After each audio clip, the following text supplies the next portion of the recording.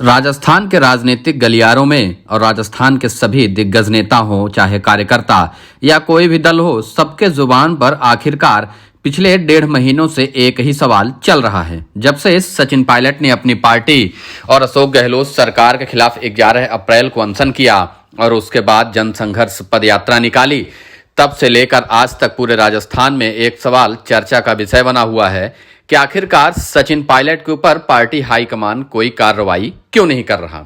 आखिरकार सचिन पायलट किसकी सह पर राजस्थान कांग्रेस सरकार के खिलाफ ही अनशन कर रहे, अपनी ही सरकार के खिलाफ भ्रष्टाचार के आरोप लगा रहे, अपनी ही सरकार के खिलाफ जनसंघर्ष पदयात्रा निकाल रहे। इसका जवाब राजस्थान का हर राजनीतिक जानकार ढूंढने की कोशिश कर रहा है। राजस्थान कांग्रेस का हर कार्यकर्ता इस सवाल से जूझ रहा है कि आखिरकार सचिन पायलट को सह किसकी मिली हुई है।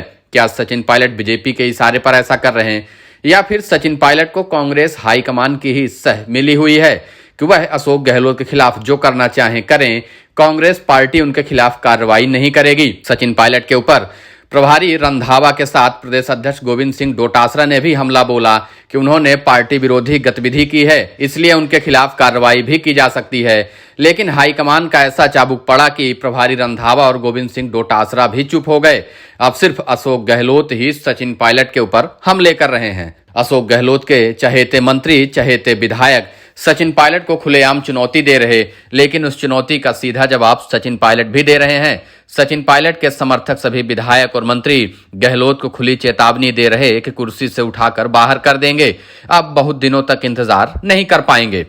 इन सब वाद विवाद के बीच में राजस्थान में लगातार इस सवाल का जवाब ढूंढा जा रहा है कि आखिरकार सचिन पायलट को किसकी सह मिली हुई है।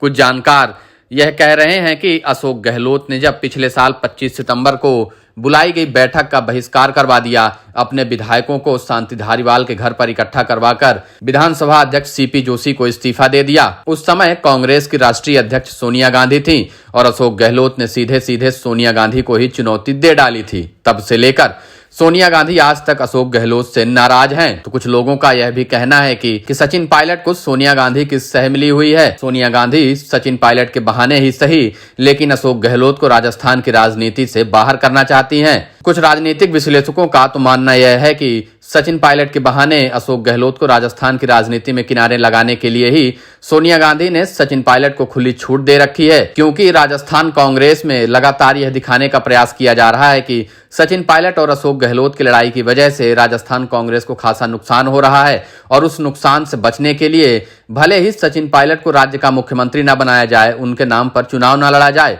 लेकिन इस बहाने अशोक गहलोत को राजस्थान की राजनीति से किनारे लगाया जा सकता है। इसी राजनीति पर सोनिया गांधी और कांग्रेस हाईकमान काम कर रहा है। बताया तो यह भी गया कि मल्लिकार्जुन खड़गे भी अशोक गहलोत से उतने ही नाराज हैं जितने की सोनिया गांधी नाराज हैं। मल्लिकार्जुन खड़गे ही ऑब्जर्वर बनकर उस समय आए थे जब उनकी नाफरमानी की गई। अब मल्लिकार्जुन खड़गे कांग्रेस के राष्ट्रीय अध्यक्ष हैं। मल्लिकार्जुन खड़गे भी नहीं चाहते कि 2023 का विधानसभा चुनाव अशोक गहलोत के नाम पर हो और इसी वजह से सचिन पायलट को कांग्रेस हाईकमान का पूरा साथ मिला हुआ है और इसी ताकत के कारण सचिन पायलट अशोक गहलोत और उनकी सरकार को खुली चुनौती दे रहे हैं। अब इस लड़ाई के बहाने ही सही, लेकिन कांग्रेस हाईकमान बहुत जल्द राजस्थान में बड़ा फैसला करने वाला है।